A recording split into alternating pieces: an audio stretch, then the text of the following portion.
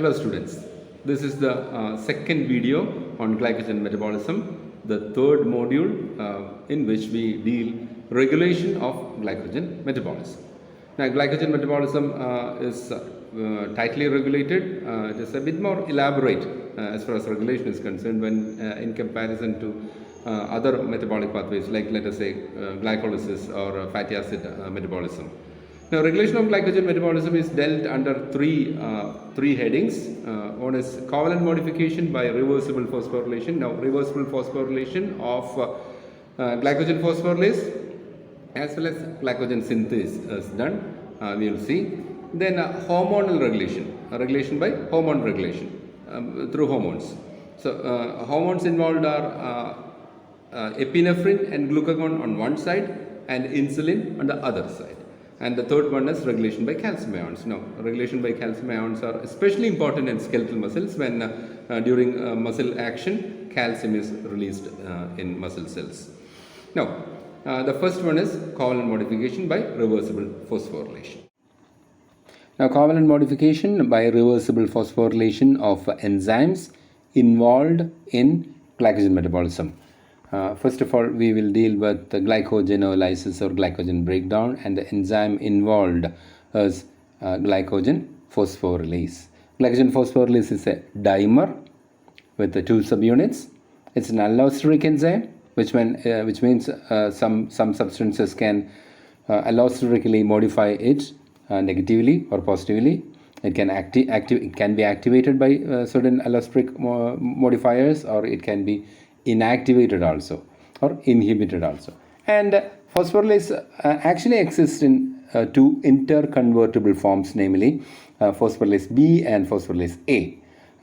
Here we have written that normally inactive phosphorylase B and normally active phosphorylase A. This normally inactive and normally active does mean something that we will discuss. Now, first of all, this is inactive phosphorylase B and this is active phosphorylase A, which means that when the cell needs glucose or when the cell needs glycogenolysis to be conducted, to be carried out, phosphorylase B is converted to phosphorylase A by covalent modification, that is a phosphorylation. Obviously phosphorylation is what it's a covalent modification, and phosphorylation is done on a serine residue of this protein, and this is done by phosphorylase kinase enzyme. So what happens here is that during glycogenolysis or glycogen breakdown, phosphorylase B is phosphorylated to give phosphorylase A with the help of the enzyme phosphorylase kinase in the presence of ATP and also in the presence of epinephrine hormone. Now, consider a case when the cell do not need glucose. Now, the glycogenolysis process has to be stopped. Now, what happens is that the active phosphorylase A is converted to phosphorylase B, inactive phosphorylase B, again by covalent modification, that is by removal of the additional phosphates. So, this is being done by protein phosphatase 1, the dephosphorylating enzyme. Now, this is shown in this figure. Phosphorylase B is dephosphorylated inactive form. Phosphorylase A is phosphorylated active form. And when the cell needs glucose and when the cell wants glycogenolysis to be done, phosphorylase kinase is doing this function at the expense of ATP and under the influence of epinephrine. And when the cell do not need glucose anymore, this process of glycogenolysis has to be stopped. Now, the phosphorylase A active is converted back to phosphorylase B, the inactive form, by an enzyme protein phosphatase 1. So that is by dephosphorylation of phosphorylase enzyme, obviously. Now, this is another figure that shows phosphorylase B and phosphorylase A. Here we can see the phosphorylation indicated here with the expense of ATP. Now we can consider the glycogenolytic activity in a muscle cell that takes place in a muscle cell. Now muscle cell can be at rest or most of the time it is active. Here Now, in difference to what I said earlier, the glycogen phosphorylase B itself can be in two forms. It itself can be in two forms. In T form or tense form, which is the inactive form, and BR form, phosphorylase BR form or relaxed form, which is an active form. Now, here, even without phosphorylation, that is, even without covalent modification, phosphorylase B can be active. It can be active. Now, what we said earlier was that phosphorylase B has to be covalently modified and it has to be modified to convert it to or phosphorylate it to phosphorylase A. But at the same time, since these are allosteric enzymes having allosteric sites, certain molecules can act as allosteric inhibitors or activators of phosphorylase B. The one to be mentioned here is AMP. Here, when the cell is having a high concentration of MAMP or a low concentration of ATP, which means the energy charge of the cell is low. When ATP is low, energy charge is low. At the same time, AMP is high. So this AMP can act as an allosteric activator of phosphorylase B tense or the inactive form to make it phosphorylase B R, relaxed or the active form. So that phosphorylase B, the R form or the active form, can undertake glycogenolysis in muscle cell. Further, the active phosphorylase A can also be formed from this phosphorylase B with the help of epinephrine. So both these things can happen. Both these things can happen in muscle cell, and that's why we say that the phosphorylase B is normally inactive and phosphorylase A is normally active. At the same time, one more thing has to be remembered is that the phosphorylase B tense form and phosphorylase B relaxed R form at equilibrium, the T form dominates. So that's why we say that phosphorylase B is more inactive. And as also in the case of phosphorylase A, active R form, and phosphorylase A tense form. At equilibrium, the phosphorylase A R form, the active form, tend to dominate. So that's why we say that phosphorylase A is normally active. And so that is what happens in a muscle cell when it needs more glucose and when it needs to conduct or carry out glycogenolysis. But at the same time, when glucose is available there, ATP and glucose 6-phosphate, they can act as allosteric inhibitors of phosphorylase B, so that phosphorylase B R form, so that it becomes phosphorylase B T form. So this is again here again it is allosteric inhibition that is carried out here. It's not covalent modification, it is allosteric inhibition of R form to convert it to T form of phosphorylase B. Yes, in this figure, this has been clearly illustrated. This is regulation of phosphorylase enzyme. Here it is covalent control and this is non-covalent control. Covalent control always involves phosphorylation and dephosphorylation. The phosphorylase form, B form, it can be converted to phosphorylase A form. It is normally active. And here again, this is non-covalent controls. What we can see in muscle cells. The phosphorylase B enzyme, it's in inactivity state, but when the AMP concentration is high, it can go to active R state. And when ATP and glucose 6-phosphate are dominating, they can allosterically inhibit this particular enzyme, the active state of the enzyme, to give phosphorylase B inactivity state. So this is what happens. At the same time, here something happens. This is actually what happens in liver cell. We can see it here. So this is about what happens in a muscle cell. This has already been explained. You can go through it. You can read all these sentences about T form, getting it converted to R form of phosphorylase B. All these things you can read. At the same time, in liver, what happens is that in liver, energy charge, that is the concentration of AMP or ATP, remains almost the same always. So it's not AMP or ATP which regulates phosphorylase enzyme in liver. And liver is basically concerned with the distribution of glucose, that is glycogenolysis and breakdown of glycogen, release of glucose to everywhere, to all other tissues through blood circulation. So it is in liver, it is basically the blood level of glucose is what determines the level of active phosphorylase A in liver. So which means if there is a high amount of normal amount of glucose in blood, the glucose molecule will actually inhibit phosphorylase A, and it will convert it to or it will help conversion of phosphorylase A to phosphorylase B. So that is here again glucose is acting as an allosteric inhibitor here of phosphorylase A.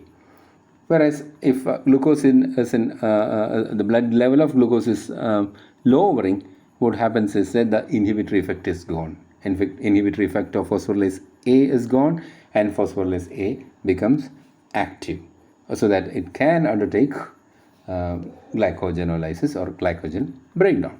So this is what happens in muscle cell and liver cell. So this is basically this is representing what basically happens in liver cell. Now we move from glycogen phosphorylase and glycogenolysis towards glycogen synthase and glycogenesis or synthesis of glycogen from glucose. Now, actually, these two processes or these two enzymes, phosphorylase enzyme and synthase enzyme, that cannot be dealt separately. They cannot be dealt separately because these enzymes and these processes are reciprocally regulated, which means that these two processes will not occur at the same time, will not occur simultaneously. Let us see how. Here, the phosphorylase B is the inactive form. It is converted to phosphorylase A, which is the active form. Here again, this also glycogen synthase B is the inactive form. It is converted to glycogen synthase A, which is the active form. But there is an essential difference, that is glycogen synthase is activated glycogen synthase B is activated to glycogen synthase A by dephosphorylation. Whereas here, during glycogenolysis, phosphorylase B is activated to phosphorylase A by phosphorylation or addition of phosphate group. Now, these processes are covalent modification, of course. And what happens is that when there is phosphorylation, the environment is for phosphorylation, this process is favored. And when the environment is for dephosphorylation, this process and glycogenesis is favored. So this is what this is why we often refer to these processes as reciprocally regulated. And again, glycogen synthase A is inactivated to glycogen synthase B by phosphorylation. By phosphorylation, the enzyme involved is protein kinase A with the expenditure of ATP. So this is what happens. These two processes, glycogenolysis and glycogenesis, will not occur simultaneously, so that avoids futile cycles or futile cycling of essential materials and energy and time. Essentially, when glucose 6-phosphate level is high in a cell, which happens when glucose value is adequate or glucose is available, glucose 6-phosphate value is high, Then glycogen synthase B is activated to glycogen synthase A, and glycogen synthesis or glycogenesis happens. On the other hand, when glucose 6 phosphate value is low, which means glucose level is going down, then what happens is that glycogen synthase A is inactivated to glycogen synthase B, and what happens is glycogen synthesis is blocked. So this is what happens during glycogen metabolism, which is reciprocally regulated. Now all these things we have discussed as given here: inactive glycogen synthase B, active glycogen synthase A, and how they are converted with the respective enzymes, and the concentration of glucose 6 phosphate. Yes, this has been here, given here. You can go through it. This also we have already discussed, and this particular sentence. Now when muscle cell usually when muscle cell returns to resting state and ATP and glucose 6 phosphate levels rise, obviously glucose is available, phosphorylase B is inhibited, which means no more glucose is needed, glycogenolysis is blocked, and at that time glycogen degradation is switched off, and glycogen synthase is activated, glycogen synthesis is turned on. So this is how the cells very consciously reciprocally regulate these processes. Now we move on to the second unit of this module, namely hormonal regulation of glycogen metabolism. The hormones involved are epinephrine, glucagon, and insulin. Epinephrine and glucagon are favoring glycogen breakdown, whereas insulin, it's an anabolic hormone, it favors glycogen synthesis.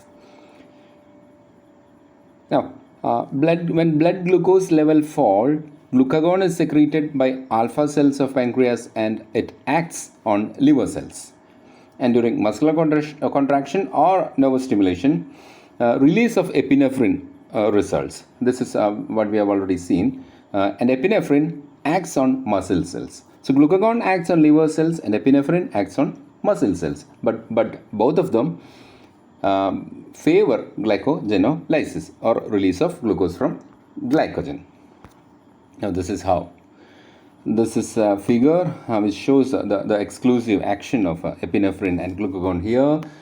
These hormones, they are the first messengers. They act on or attaches to the transmembrane 7 transmembrane receptor here, which is also called G protein coupled receptor, and it is having a G protein attached here, and upon induction by these hormones, the G protein splits, and the alpha subunit of G protein induces this membrane protein or the membrane enzyme, namely adenylate cyclase, to activate ATP and to give 3-5- cyclic AMP. Now cyclic AMP is 3-5- cyclic AMP or just cyclic AMP. This is called second messenger, which passes the message carried by these particular hormones. Now cyclic AMP, what it does is that the process will have a cascade effect, and this process will have a cascade effect from now on. It actually amplifies the effect of a single molecule of hormone, this hormone, to activate multiple molecules of glycogen phosphorylase. That is glycogen phosphorylase. As we saw, glycogen phosphorylase is responsible for the final glycogenolysis here. Now, cyclic AMP, what it does first is that protein kinase A is activated to give protein kinase A active form. So we already know protein kinase A, what it can do. We will discuss later. Now, protein kinase A, it activates phosphorylase kinase to its active form, and we are familiar with this phosphorylase kinase also, and that actually activates phosphorylase B to give phosphorylase A, and this is the hormone which undertakes glycogenolysis. So this is said to be a cascade effect of this particular hormones, epinephrine, whether it is epinephrine or glucagon on liver cells and epinephrine on muscle cells. So this has been explained here. and the receptor is also called, or it comes under the class beta adrenergic receptor, adenylate cyclase, G protein, and then cyclic AMP, protein kinase A. Cyclic AMP, the structure is shown here.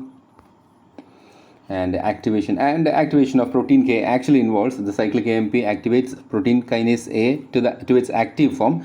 The cyclic AMP actually, what it does is that the regulatory units of protein kinase A are removed like this, so that the active protein kinase A is released like this. Protein kinase A, here protein kinase A is released, and we can see the dual role played by protein kinase here. Protein kinase, it phosphorylates phosphorylase kinase, and it also phosphorylates glycogen synthase A. So how this affects the dual role? Now, phosphorylase kinase, when it is activated by phosphorylation, it go on to activate phosphorylase B to phosphorylase A, then glycogen breakdown. Whereas the same protein kinase A directly inactivates glycogen synthase A by phosphorylation to give glycogen synthase B. So glycogen synthesis is blocked there. So this is the dual role played by protein kinase, like this. Protein kinase activates phosphorylase kinase to phosphorylase kinase A, which in turn activates phosphorylase A. So this is the cascade effect. Now, as a result of single molecule of, let us say, single molecule of epinephrine can activate thousands of molecules of phosphorylase A. At the same time, here protein kinase A, what it does here is that it phosphorylates glycogen synthase A to give glycogen synthase B, which is actually the inactivated form. So glycogen synthesis is blocked. Now after this withdrawal of hormone action, what is followed is that the hormone dissociates from the receptor. No more cyclic AMP is made.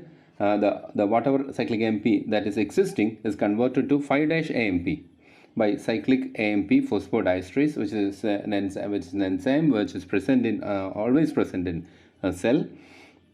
Now the hormone action and the cascade action is shut off, and later protein phosphatase 1 dephosphorylates whatever molecules that are phosphorylated. That includes that protein phosphatase, the dephosphorylation includes these molecules also, like phosphorylase A gets dephosphorylated to give this, which means glycogen breakdown is stopped. At the same time, protein phosphatase does one more thing. It actually go on to dephosphorylate glycogen B to give glycogen synthase B to give glycogen synthase A. So that gets activated and glycogen synthesis begins. Now the hormonal control of glycogen metabolism by insulin. Now insulin, as we know, is released into bloodstream by the beta cells of pancreas when blood glucose levels are high, and insulin stimulates glycogen synthesis so as to store excess glucose as glycogen. The action of insulin is also achieved through phosphorylation events, as we saw in many other controls also. Now, insulin actually binds to its receptor, the tyrosine kinase receptor on plasma membrane, and brings its effect by activation of insulin responsive protein kinase. So this one is different from protein kinase A we saw earlier. This is insulin responsive protein kinase, which phosphorylates protein phosphatase